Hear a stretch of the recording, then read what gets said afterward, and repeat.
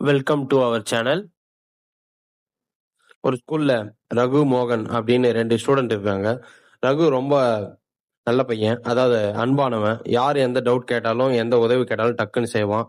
So, அதனாலயே அவனுக்கு ரொம்ப ஃப்ரெண்ட்ஸ் ஜாஸ்தி. மோகன் அப்படியே இவனுக்கு ஆப்போசிட்டு. இவங்க அப்பாவும் பெரிய ஆளு அப்படின்றனால, இவனுக்கு கீழ இருக்கிறவங்க எல்லாருமே அடிமை. நம்ம அதிகாரத்தினால என்ன வேணா பண்ணலாம் அப்படின்னு சொல்லி இவனுக்கு எப்பவுமே ஒரு நெனப்பு. ஒரு நாள் ஸ்கூல்ல பாத்தீங்கன்னா, அறிவியல் போட்டி நடக்குது. அதாவது ஸ்கூல் எக்ஸிபிஷன் மாரி நடத்துறாங்க. உங்களுக்கான ப்ராஜெக்ட் நீங்க எது வேணா பண்ணலாம் அப்படின்னு சொல்லிட்டு.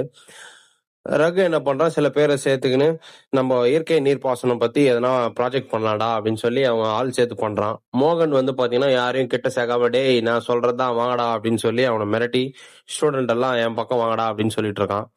ஸோ ஒரு நாள் எக்ஸிபிஷன் முன்னாடி என்ன பண்றான், ரகு எடுத்து வச்சிருந்த அந்த நீர்ப்பாசனம் பத்தியான பேப்பரு, அவனோட ப்ராஜெக்ட் ஒர்க்கு, பிளஸ் அந்த சிஸ்டம்ல அவன் இது பண்றது எல்லாமே இவன் ஒளிச்சு வச்சுட்டு, சிஸ்டம்லாம் யாரும் யூஸ் பண்ணக்கூடாது, அப்படி யூஸ் பண்ணா எனக்கு காசு தரணும் அப்படின்னு சொல்லி எல்லாரையும் மிரட்டி இருக்கான்.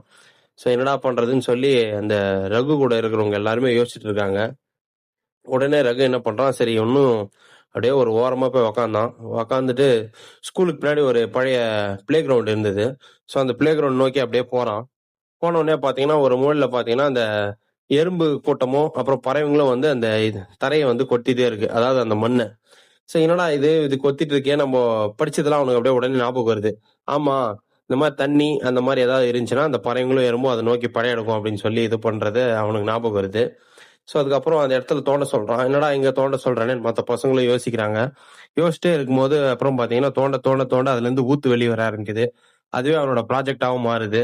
எல்லாரும் ரகு சூப்பர்ரா எப்படிப்பா அப்படின்றாங்க. இல்ல சார், நான் படிச்சேன் இந்த மாதிரி ஒரு நீரோ அந்த மாதிரி ஏதாவது இருந்தாதான் இந்த பறவைங்களும் எறும்புகளும் அங்க நோக்கி போகும். ஸோ அதனால தான் சார் அங்க பார்த்தேன் அப்படின்னா எல்லாரும் பாராட்டுறாங்க. ஸோ அப்படியே ஆப்போசிட்ல அவன் மோகனோட ப்ராஜெக்ட் கொடுக்குறான்.